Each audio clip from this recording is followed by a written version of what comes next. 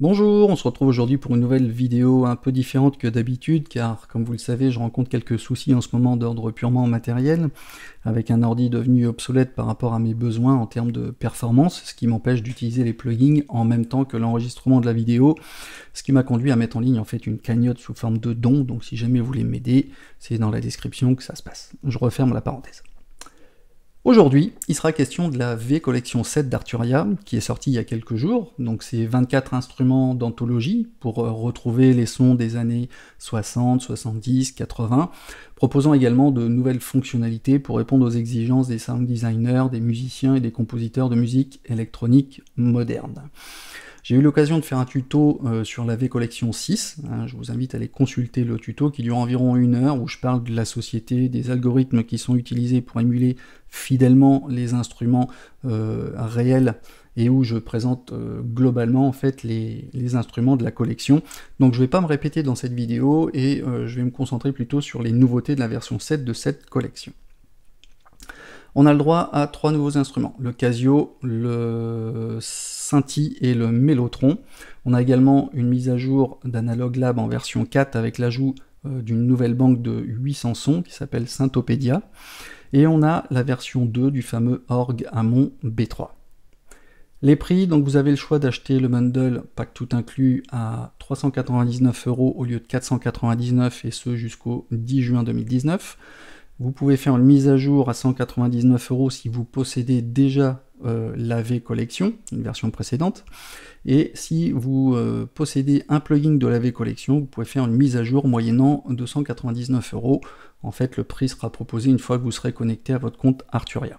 Et vous pouvez acheter les instruments en individuel à 99 € au lieu de 199 €, en tout cas pour les nouveaux instruments de la V7. On va commencer par le Casio CZ.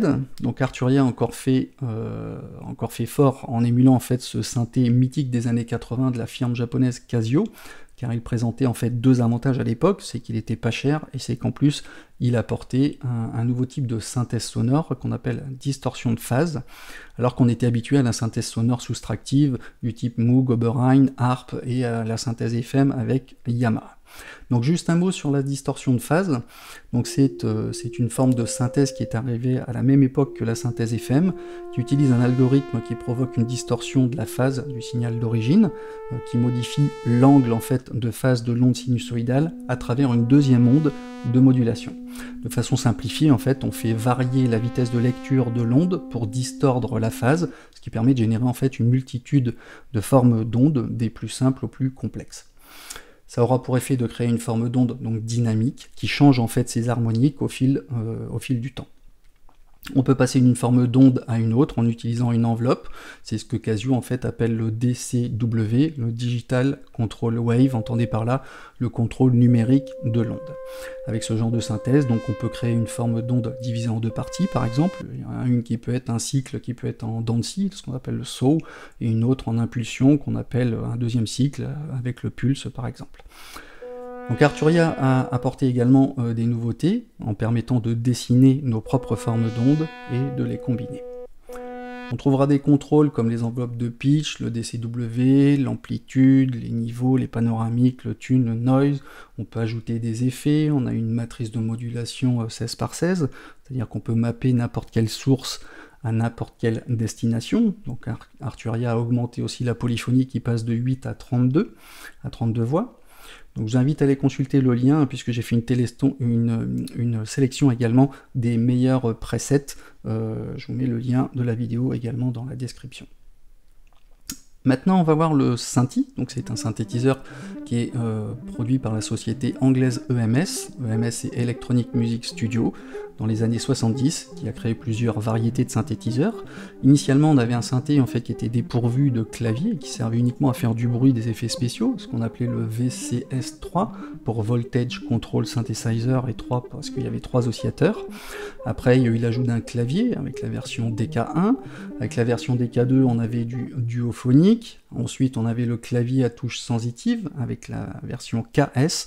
Et enfin, on avait l'AKS qui incluait également le séquenceur.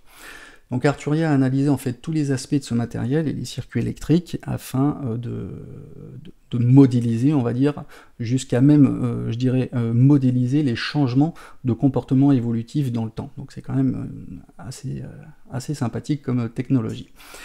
Une des caractéristiques les plus reconnaissables du Synthi, c'est sa matrice à broche, ce qu'on appelle le pin matrix, qui vise à réduire l'encombrement visuel des câbles dans ce qu'on appelle la patch B. Donc cette matrice permet de relier en fait les éléments entre eux pour qu'il y ait une interaction entre une source et une destination via des tensions en fait. Après on a un panneau également d'édition, avec une section également d'effets. Je vous invite également à aller consulter ma vidéo où j'ai fait une sélection des meilleurs presets en haut à droite de cette vidéo. Ensuite, on a le Mellotron. Donc là, Arturia a encore une fois fait très fort en proposant donc une émulation d'un des plus célèbres claviers des années 60 et 70, considéré comme l'ancêtre des samplers, on appelle donc un échantillonneur, en reproduisant encore une fois les circuits électriques du Mellotron ainsi que la modélisation de bandes, en ajoutant également des fonctionnalités pour répondre aux exigences de notre génération. Donc pour la petite histoire, monsieur Harry Chamberlain a eu l'idée de créer un synthé et un clavier capable de lire en fait des bandes magnétiques qui sont enregistrées et contrôlées par des touches de piano. Donc ainsi, en appuyant sur une note, on déclenchait la lecture d'une bande sonore qui est issue d'enregistrements de vrais instruments acoustiques. Donc on pouvait même déclencher des phrases musicales. Donc la note pouvait durer également plusieurs secondes, elle était déclenchée par un mécanisme avec un rouleau qui rembobinait la bande une fois la note relâchée. Donc cette approche était quand même révolutionnaire car elle permettait de faire en fait du son avec des enregistrements issus de vrais musiciens. Donc ce Mellotron a été utilisé par de nombreux musiciens connus, notamment avec la flûte des Beatles dans Strawberry Fields Forever. On a accès ici à trois instruments qui sont enregistrés sur le A, le B et le C, avec un pourcentage de dosage, un rapport entre l'un et l'autre, où vous pouvez mettre une position sur All, c'est-à-dire les trois en même temps, pour faire du layering, la superposition de sons en fait. Vous avez un menu d'édition qui vous permet d'apporter éventuellement un côté lo-fi, un côté mécanique, en recréant justement les artefacts du vrai instrument. On peut éditer également les samples au niveau de la boucle, de début, de fin. On peut charger les samples de la banque d'usine. On peut également charger nos propres samples perso. Il y a une section d'effets avec 6 emplacements, 4 qu'on peut choisir, un fixe avec l'ampli et un autre avec la reverb. Et je vous invite également à aller consulter le lien du test des meilleurs presets dans la description de cette vidéo. Ensuite, on a l'Analog Lab 4. Donc là, c'est un laboratoire qui regroupe les meilleurs presets des synthés issus de la V-Collection.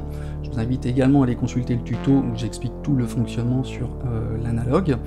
Et ils ont rajouté dans cette version 4 les presets de Pigment, qui n'est pas inclus, donc c'est un synthé pur Arturia, mais qui n'est pas inclus dans la V-Collection, mais on a les presets dans Analog Lab, donc c'est une chose qui est quand même assez intéressante.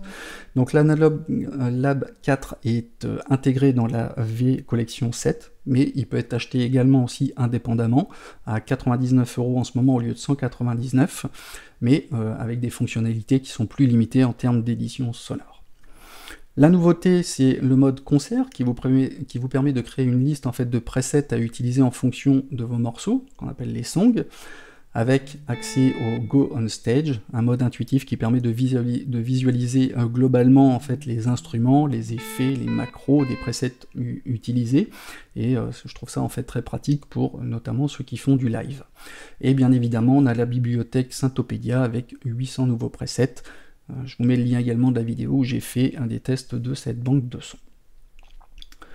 Ensuite, on a le B3 qui passe en version 2. Donc Arturia propose la version 2 de cet orgue légendaire que tout le monde connaît, que vous avez obligatoirement entendu au moins une fois dans votre vie. Contrairement aux orgues virtuels basés sur des échantillons audio, le B3 d'Arturia est basé sur la modélisation physique de cet instrument, c'est-à-dire issu de calculs mathématiques. Donc un peu d'histoire sur le B3, qui est le modèle quand même le plus connu des orgues Hammond, qui a été créé en 1955 par Lawrence Hammond. Cet orgue, c'est un orgue à roue phonique, qui est basé sur un ensemble en fait de 91 pignons qui sont entraînés par un moteur qui cale la vitesse de rotation sur la fréquence du courant. Et en fait, les pignons ont un certain nombre de dents différents qui tournent dans un champ magnétique émis par un aimant. Et c'est la combinaison en fait de tous ces éléments qui font la sonorité particulière de l'orgue Hammond. Alors quoi de neuf dans la version 2? On a la modélisation en fait qui est plus réaliste, une section d'effets qui a été repensée avec 12 pédales disponibles, des nouveaux modèles d'ampli, une reverb à convolution, donc c'est-à-dire c'est une simulation numérique de la réverbération d'un espace en fait physique utilisant la réponse impulsionnelle d'un espace qui est modélisé par un échantillon audio. En gros, on capte l'empreinte d'un environnement dans un échantillon audio pour la rediffuser en tant qu'effet. Il y a une refonte également complète de la roue phonique qui capture toutes les nuances du comportement des roues avec un niveau de détail encore plus précis et plus de précision également dans les réglages. Ici en conclusion, Arturia a encore fait fort avec ses 3 nouveaux synthés de très grande qualité audio. Je vous invite à aller consulter tous les tests des presets que j'ai pu faire dans la description de cette vidéo.